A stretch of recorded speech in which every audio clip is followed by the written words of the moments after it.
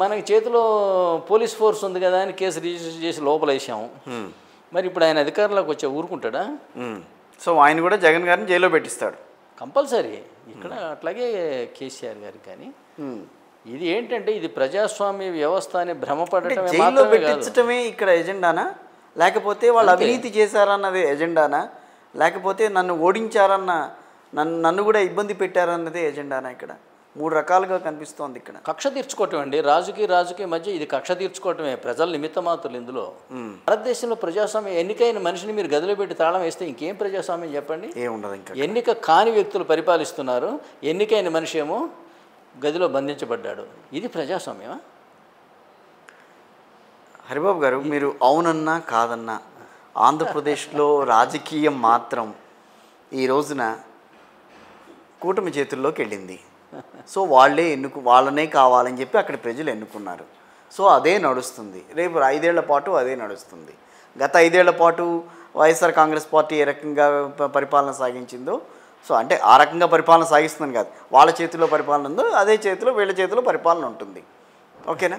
ప్రజలు అన్నవాళ్ళు ఏదో ఒకళ్ళకే పట్టం కట్టే ప్రయత్నం చేస్తున్నారు తప్పించి, మీరు చెప్పినంతగా వివేచనతో ఆలోచించి ఎవరికి మనం అధికారం ఇవ్వాలి, అధికారం ఇస్తే ఎవరికి మనం ఎంత రాష్ట్రం ఎంతవరకు బాగుపడుతుంది, మనం ఎంతవరకు బాగుంటాం అన్న ఆలోచన ఎవరికి రావట్లేదు కదా. చాలా మంచి మాట చెప్పారు మీరు. ప్రజల అభిప్రాయం ఎలా ఉంది అని చెప్పారు కదా. అవును. కానీ ఏంటంటే యథా రాజా తథా ప్రజ. రాజు ఎలా ఉంటే ప్రజలు అలానే ఉంటారు. ఇది మన భారతీయ సనాతన సాంప్రదాయ సిద్ధాంతం. కానీ అరిస్టాటిల్ అనేవాడు ఇవాళ మోడర్న్ పొలిటికల్ థియరీకి పితామహుడు. ఆయన ఏమన్నాడు? People get the kind of government they deserve. అంటే వాళ్ళు వెధవలైతే వెధవ గవర్నమెంట్ వస్తుంది, గొప్ప వాళ్ళు అయితే గొప్ప, వివేకవంతులు అయితే వివేకమైన గవర్నమెంట్ వస్తుందని చెప్పటం. కానీ ఇంచుమించు రెండింటి మీనింగ్ ఒకటే అయింది కదా. అవును.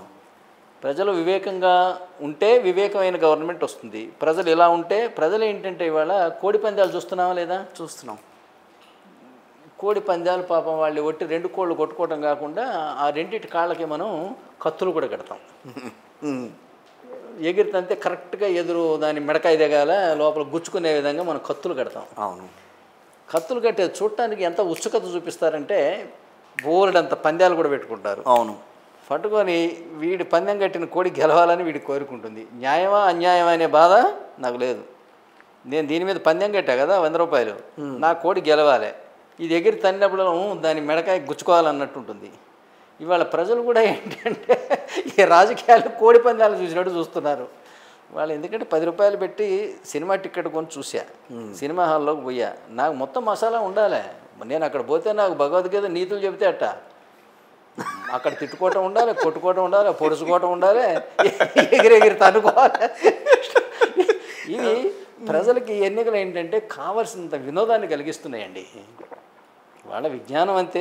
అండర్ ఎడ్యుకేటెడ్ ఉన్నారు, అన్ఎడ్యుకేటెడ్ ఉన్నారు, వెస్టెడ్ ఇంట్రెస్టెడ్ పీపుల్ ఉన్నారు. ఎన్నికలు వినోదాన్ని కలిగిస్తున్నాయి. న్యాచురల్లీ వినోదమే కాదండి, ఆదాయాన్ని కూడా కలిగిస్తున్నాయి. అంత డేర్గా కామెంట్ ఎట్లా చేయగలుగుతున్నారు? ఓటుకి నాకు 2,000 డబ్బులు కూడా వస్తున్నాయండి. ఇలాంటి ఎన్నికలు వద్దని నేను ఎందుకు అనుకుంటా? ఇప్పుడు నేను చెప్తున్నా కదా, అంటే ఎమ్మెల్యే పని రాష్ట్రపతిని ఎన్నుకొని చట్టం మీద ఓటేసి ఇంట్లో కూర్చోవటం అని. ఓటుకు నోటు ఇయ్యడు. సామాన్య మానవుడిని అడిగితే ఏమంటాడు? ఇదేమీ కానీ ఓ స్లోగను లేదు, ఓ తిట్టుకోవడం లేదు, ఓ కొట్టుకోవడం లేదు, సారా పంపుడు లేదు, డబ్బులు ఇచ్చుడు లేదు, ఇవే సప్పకున్న ఎన్నికలు అంటాడు. అందువల్ల ఏంటంటే ఈ మసాలా ఎన్నికలకి ప్రజలు కూడా బాగా ఏంటంటే వాళ్ళకి అంతవరకే తెలుసు. వాళ్ళని ఎడ్యుకేట్ చేసే బాధ్యత ఎవరిది? మేధావులది. ఎవరైతే యజ్ఞ ఆచరత శ్రేష్ఠ తత్తదేవేతరో జన సయత్ ప్రమాణం కృతే లోకస్తద్ అనువర్తతే. ఓ అంతే కదా. అది జరగట్ల భారతదేశంలో. ఏంటంటే ఈ పదవి, ప్రాపర్టీసు, ఈ కాంక్షలో పడి ఏంటంటే అసలు వాస్తవాలను గమనించే స్థాయిలో ఇవాళ మన రాజకీయ నాయకులు లేరు. వ్యవస్థ మారదా? మారకపోతే మరణిస్తారు, ఇంతకన్నా మార్గమే లేదు. మళ్ళీ కంపల్సరీగా దేశం ముక్కలవుతుంది. స్టేట్ బై స్టేట్ విదేశీయులు వచ్చి పట్టుకుంటారు, వాళ్ళ చేతి కింద నలిగి బానిసలుగా బ్రతుకుతాం. మారాలి. మారకపోతే భవిష్యత్తే లేదు. సరిగ్గా మనం స్వాతంత్రం కోల్పోక ముందు ఇదే పరిస్థితి ఉండే. అనేక దేశాలుగా విడివడి ఉంది. ఒకరి మీద ఒకరికి ద్వేషము, స్వార్థము, భోగలాలస, ఈర్ష్య ఇవన్నీ ఉన్నాయి.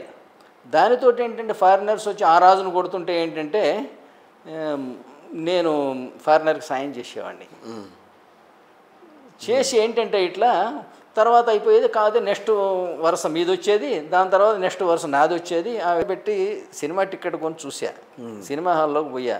నాకు మొత్తం మసాలా ఉండాలి.